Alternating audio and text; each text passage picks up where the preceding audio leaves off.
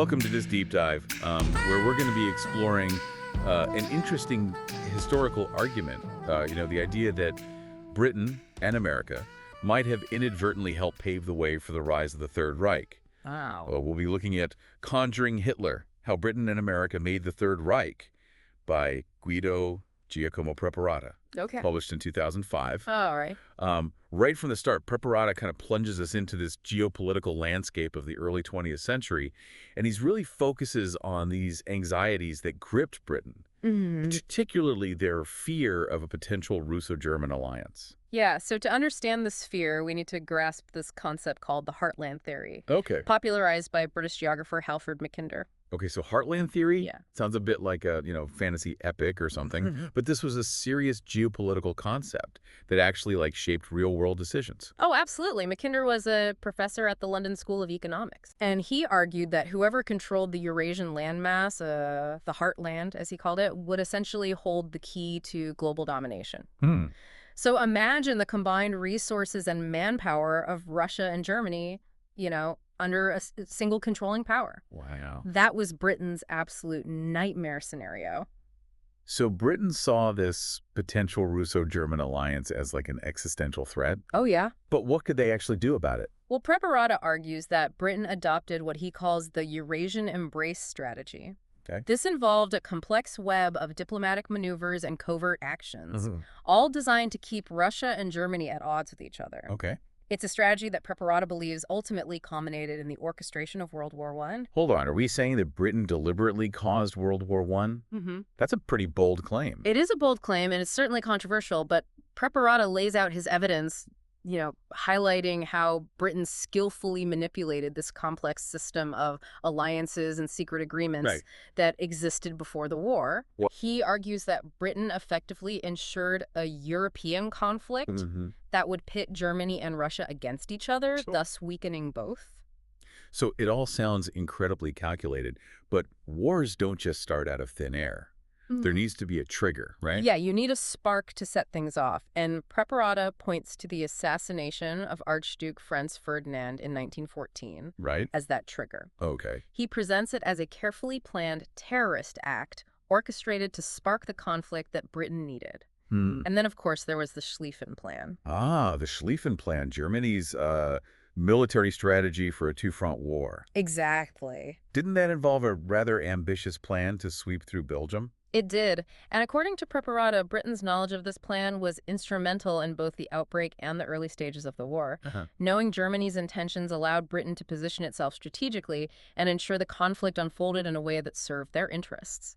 All this talk of secret plans and geopolitical maneuvering, it kind of reminds me of something we'll be discussing later, the Veblen prophecy. Ah, yes, Thorstein Veblen, a truly insightful figure. Yeah. What's fascinating is that he was present at the Paris Peace Conference in 1919, witnessing the crafting of the Treaty of Versailles. Right.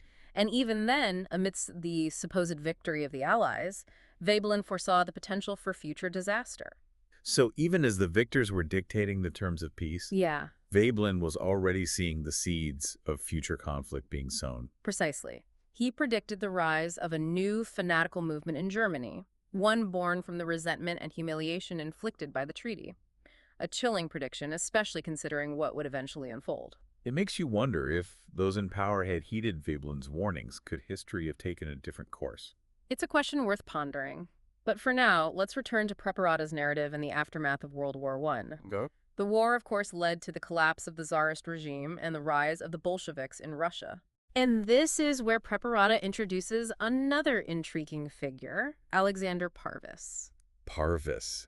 That name rings a bell, but I can't quite place it. Yeah. Refresh my memory. Parvis was a German-Russian revolutionary who played a key role as an intermediary between Germany and the Bolshevik movement.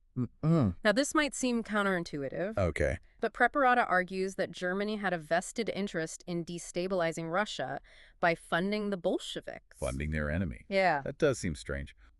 What was Germany's endgame in all of this?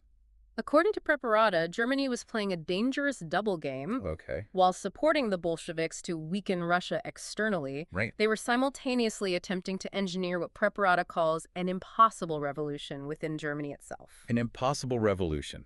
I have to admit that's a term I haven't encountered before. Right. What does it actually mean in this context? Think of it as a revolution designed to cripple Germany from within, Uh-huh. ultimately forcing a negotiated peace favorable to the German elite.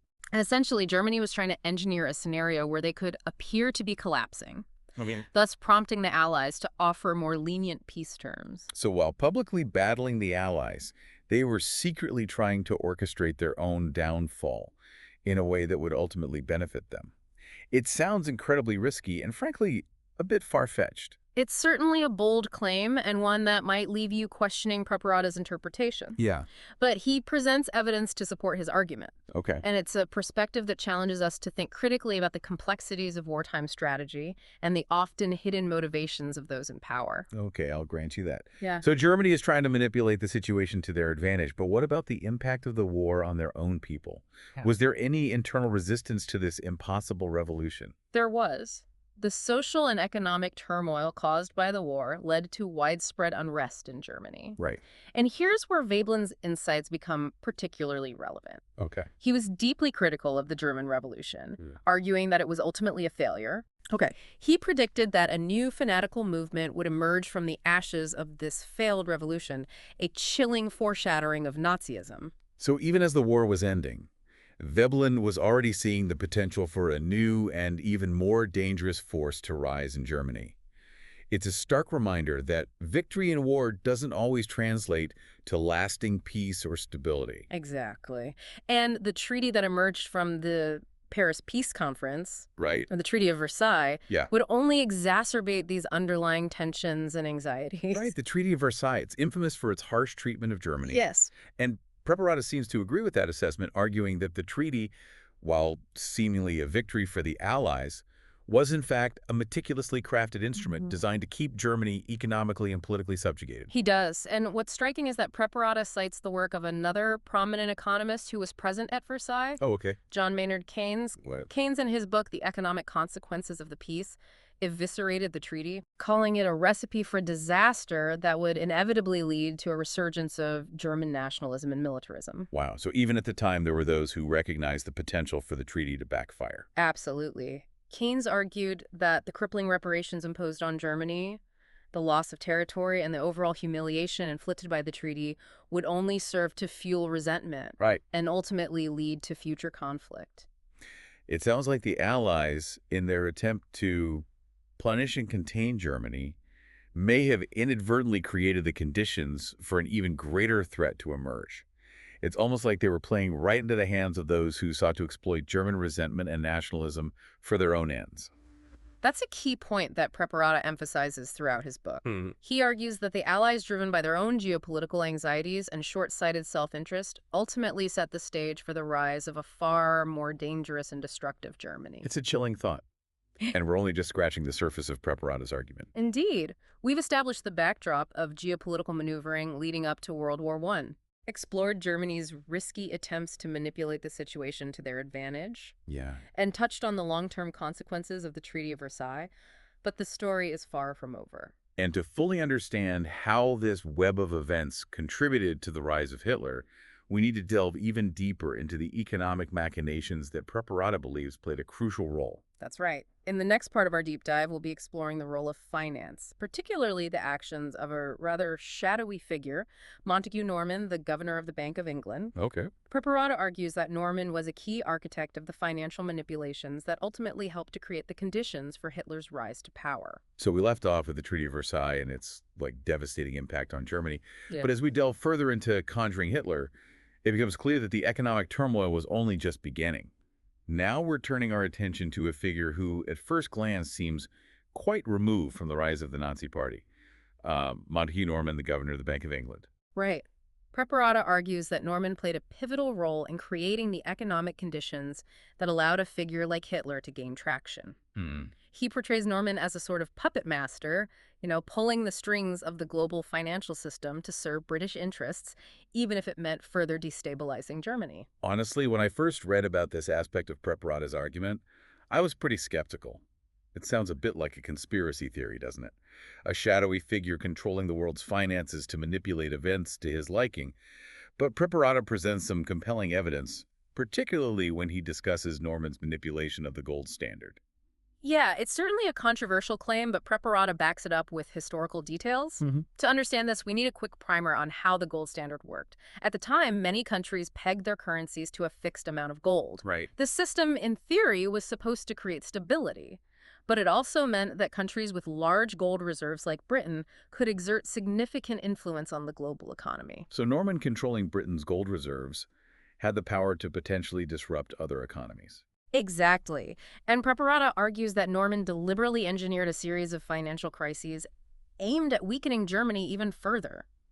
He points to events like the hyperinflationary crisis of 1923, where the German mark became practically worthless. Right. Imagine the impact on everyday people, their savings wiped out, their wages meaningless. Yeah, it's a recipe for chaos and despair. People in that situation are desperate for solutions for someone to blame. Hmm. It's not hard to see how this kind of economic turmoil could create fertile ground for extremist movements. Precisely. And Preparata doesn't stop there. He delves into the Dawes Plan and the Young Plan, Okay. two seemingly well-intentioned initiatives designed to help Germany manage its war reparations.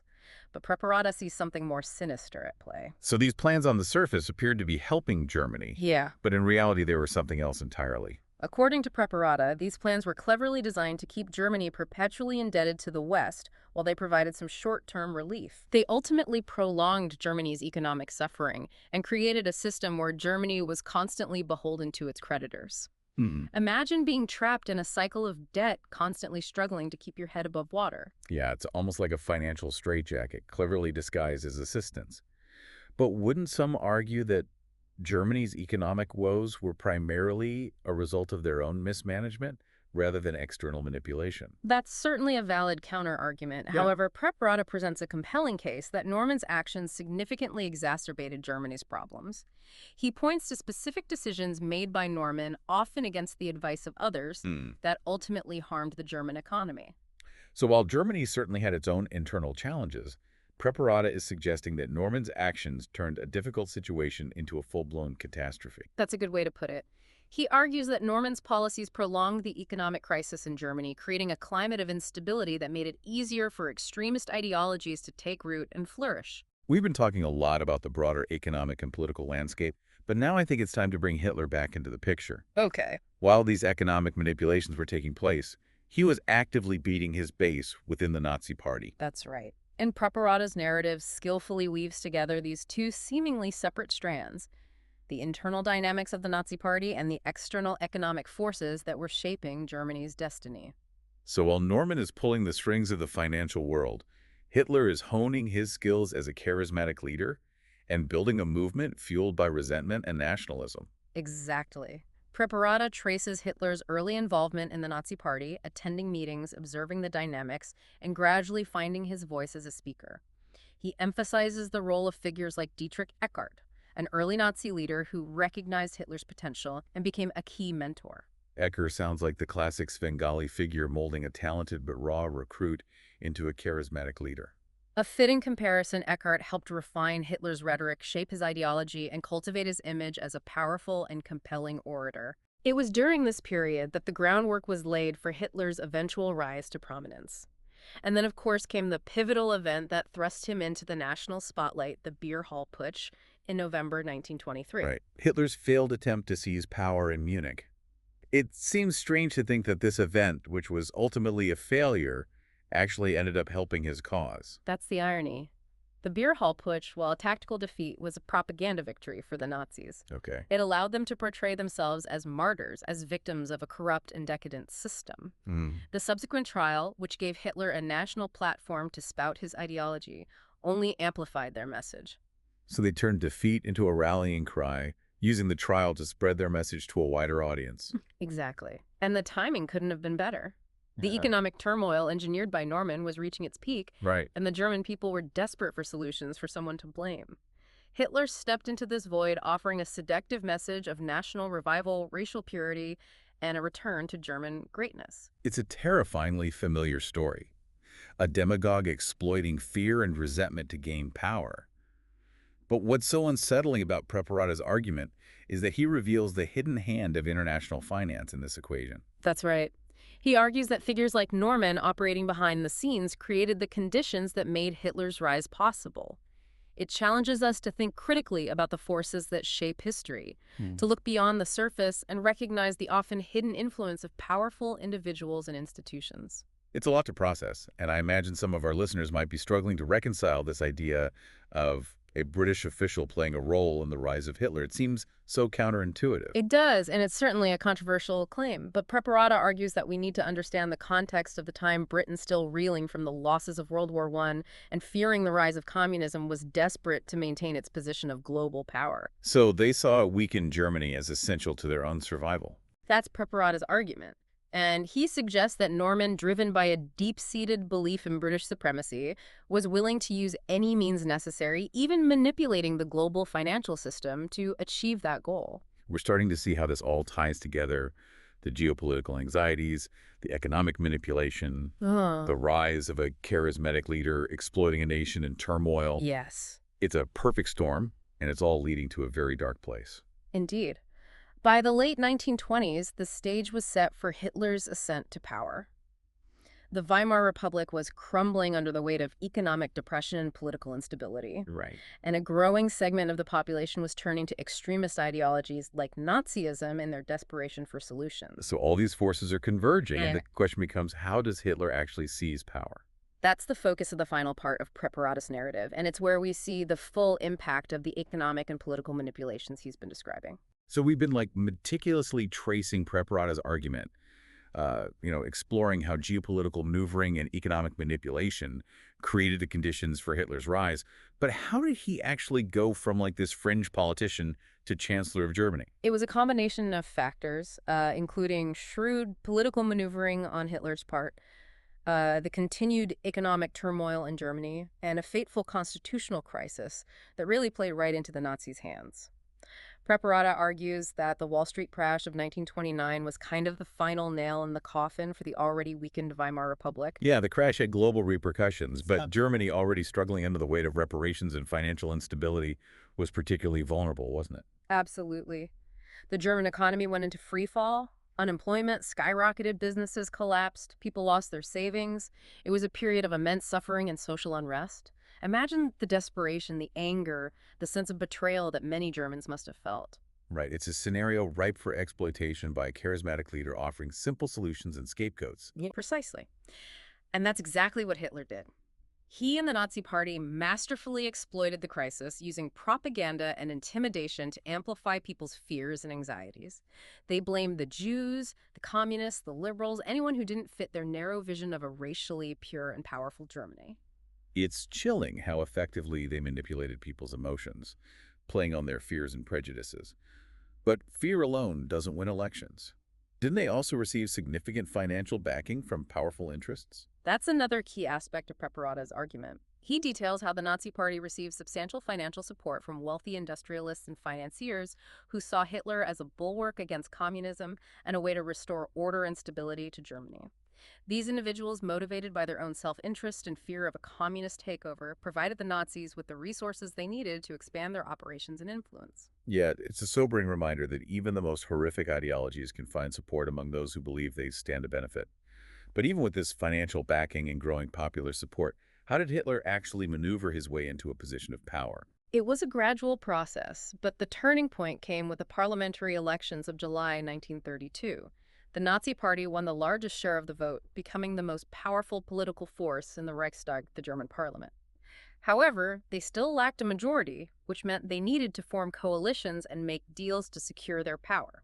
So they had the momentum, but they still needed to navigate the complexities of the political system to achieve their ultimate goal. Exactly. And this is where the constitutional crisis that I mentioned earlier comes into play. President Hindenburg, a conservative monarchist, was initially reluctant to appoint Hitler as chancellor. He distrusted Hitler and saw him as a vulgar upstart. But the political system was deadlocked, and no other party could form a stable government. So amidst the chaos and uncertainty, Hitler presented himself as the only solution. It's a classic power play, exploiting a moment of weakness to seize control. Precisely. And through a series of backroom deals and political maneuvers, Hitler was finally appointed chancellor on January 30, 1933. It was a moment of triumph for the Nazis, but a tragedy for Germany and the world. It's a chilling culmination to Preparata's narrative. He's shown how a confluence of factors, geopolitical anxieties, economic manipulation, political opportunism, and social unrest all converge to create the conditions for Hitler's rise to power. And throughout this narrative, he keeps returning to the idea that this outcome was not inevitable. Mm. It was the result of specific choices made by individuals and institutions, choices that had unintended consequences that would reverberate through history. Now, before we wrap up, we need to revisit the Veblen prophecy. Mm. We touched on it earlier, but I think it deserves further attention, especially in light of everything we've discussed. Yeah, Thorstein Veblen, the American economist who witnessed the signing of the Treaty of Versailles, offered a chillingly prescient analysis of the forces at play in post-war Germany. Remember, he predicted the rise of a new fanatical movement born from the resentment and humiliation inflicted by the treaty. Yeah, it's incredible how accurately he foresaw the trajectory of German politics. It's as if he could see the dark path that lay ahead. What's striking about Veblen's analysis is that he doesn't just focus on the political aspects of the treaty, he delves into the economic consequences as well, arguing that the crushing reparations imposed on Germany would cripple its economy and create a fertile ground for extremism. And this ties in directly with Preparata's argument about the role of economic manipulation, doesn't it? It does. Veblen and Preparata, though writing decades apart, both recognized the crucial link between economic hardship and the rise of extremist ideologies. They understood that when people are desperate, when they feel betrayed by the system, they are more susceptible to the seductive promises of demagogues, offering simple solutions and scapegoats. It's a lesson that resonates even today. We see similar patterns playing out in different parts of the world: economic inequality, political polarization, the rise of nationalist and populist movements. Yeah, it's a reminder that the forces that shaped the rise of Hitler are not confined to the past. They're still present in the world today, and we need to be vigilant in recognizing and confronting them. Conjuring Hitler is a challenging and unsettling book, but it's also an essential one. It forces us to confront uncomfortable truths about the nature of power, the unintended consequences of our actions, and the fragility of democracy. It's a book that should make us think critically about the world around us, to question the narratives we're told, and to recognize the patterns of history that repeat themselves if we're not careful. We've covered a lot of ground in this deep dive, but I think it's just the beginning of a much larger conversation. We've explored the central argument of Conjuring Hitler, delved into the historical context, examined the geopolitical maneuvers, the economic manipulations, and the political machinations that led to Hitler's rise, and we've grappled with the chilling implications of the Veblen prophecy. It's a lot to process, and I encourage you to continue exploring this topic, to read Conjuring Hitler for yourself, and to draw your own conclusions. Because history is not just something we study, it's something we learn from, something we debate, something we use to guide our actions in the present and to shape the future. Thank you for joining us on this deep dive.